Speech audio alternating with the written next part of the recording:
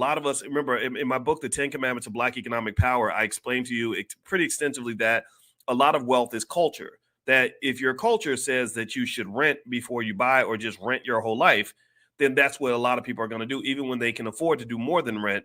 Renting is it's a cultural habit. It's a cultural norm. It's something that we're encouraged to do. Just like working for white people is something you're encouraged to do. You don't have to go work for a white man. You don't have to go have a job, but you feel like you do because that was all you were told. A lot of families, there are a lot of kids that grow up in families where they're never told about getting a job.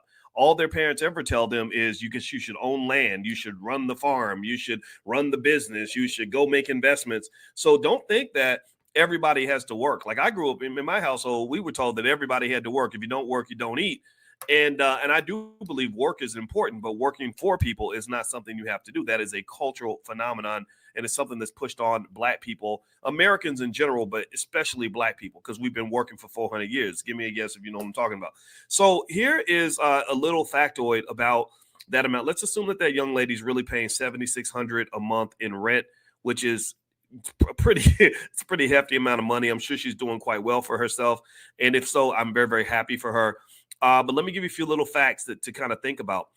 If she's paying that much money in rent, do you know that in 5 years she will have given away $500,000 to the landlord? To be more precise, it's $456,000.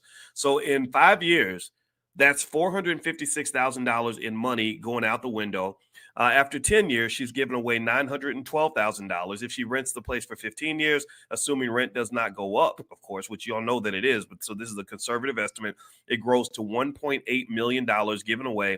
After 20 years, it becomes $2.7 million. After 30 years, it becomes after 30 years it's 2.7 million. After 40 years it will be 3.6 million.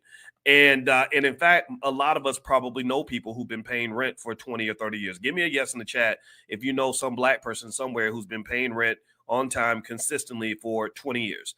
Give me a yes if you know somebody who's been paying rent consistently for, say, 30 years. Give me a yes if you know somebody who's been paying rent for their whole entire life. We pay rent, we pay it on time. That's how we keep our credit good and everything else. Well, one thing that you have to understand is that you're giving away massive, massive amounts of money to another party. We know this, but on top of that, you're not just giving away the money, you're giving away all the interest that is being earned on the money, right? Or if you make car note payments, nothing wrong with having a nice car. My wife sent me over a new car that she wants us to get now because, we got grown kids, and you know how kids get when they become teenagers, they want to run out and do stuff. So we're going to get another car. And the car she sent me, it wasn't no hoopty. It wasn't it wasn't a Toyota Corolla. It was a bougie ass car that you would expect.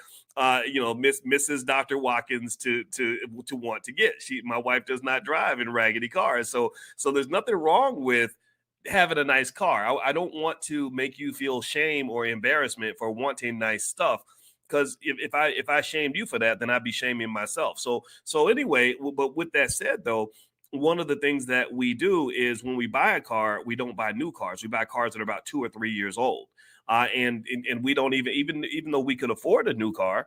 We don't do that because new cars have massive amounts of depreciation. The depreciation happens the minute you drive it off the lot.